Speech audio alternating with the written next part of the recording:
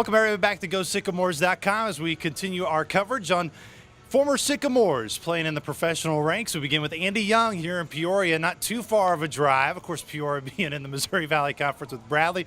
Andy, even though you are in red and white, it's good to see you, man. How has everything been going for you here in Peoria? Yeah, it's good to see you. It's going well. Have no complaints. Had a good start, but it's just the first half, so we got to keep it going in the second half. What's been clicking for you recently? 29 straight games you've been able to reach base safely. I hope I didn't curse you for the game later on, but what's been clicking for you?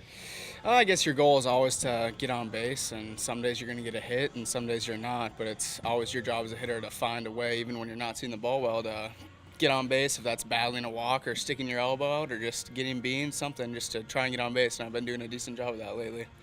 We were just talking before we got on camera. 4 Sycamores were drafted this week. You went through that process not too long ago. What's it mean for you as alum to see 4 guys were taken in the MLB draft just a couple days ago? Oh, yeah, it was a big day for Indiana State. I can't remember a year where they've had 4 people drafted, and so it's a very talented team, obviously, and I'm obviously very happy for those guys. You have been through some days that they're about to go through. What was the biggest challenge you faced early on in your career, even though you are still early on in your career? I guess right away you just don't really know what to expect. It's a different game. There's a bunch of high school guys that didn't go to college that are young guys, and the Latin players, so it's a different game, but they'll adjust well. The college guys do a good job of that. It's one of those things that seems like as you progress throughout your career at anything, even for me, you realize somebody earlier on in your career that gave you a piece of advice, you realize that helped you out later on. For you, has there been that situation playing at the next level from maybe a piece of advice you got from Coach Hannes during your days in Terre Haute? Oh, yeah. Coach Hannes actually called me the morning after I got drafted and told me that rounds don't matter, and get up and go do something, and just the people that produce will move up, and that's the mindset I've been taking towards pro ball. I mean, people are drafted higher than you, but it doesn't really matter. It's just who produces. So that's how I've been kind of attacking pro ball so far. And now with the All-Star game next week, what do you feel has gotten you to that point? I'm very fortunate. I'm happy to be an All-Star, but it's just the first half, and in the long scheme of things, I don't know how much it really matters, but it is going to be a fun experience, that's for sure, so I'm going to try and enjoy it. What have you enjoyed most just about being a professional ball player? I mean, you can come out here and do this every day. I mean, that's pretty awesome, so that's what I enjoy the most. Of course, there are many other guys back in Terre Haute that hope that they can add their name to guys being drafted, such as yourself.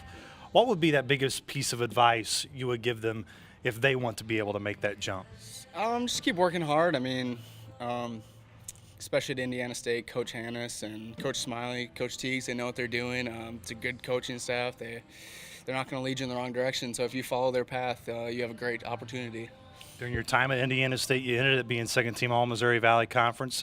Every step of the way, did you always believe you'd be able to make it to this level? I know you want to continue to make your way up, but when was that moment that you thought pro ball was going to be a realization for you? I didn't try to think about it too much. I tried to take it day by day. I obviously really wanted to play, but if it didn't work out, just that's how it was going to be. But I was fortunate that it did work out, so I'm happy I got the opportunity.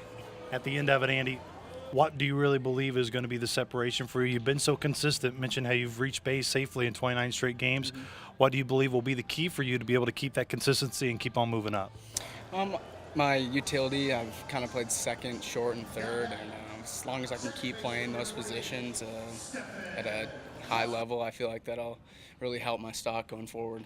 Are you going to keep tabs on any of the guys now playing the professional ranks? Oh, absolutely. I still follow Hunter, and I follow Manaya and Degano and all those guys that went ahead of me, and now I have 4 more to follow, so it's fun to watch them, that's for sure. Well, we'll be seeing Sean Manaya next week in Chicago, but first things first with Andy Young here in Peoria. Andy, we appreciate the time, stopping by, talking to us here at Sycamores.com. It's been great to follow your success and definitely keep this rolling. Yeah, thank you. I appreciate it. Once again, that was Andy Young. For everybody with Indiana State baseball, stay tuned here to GoSycamores.com.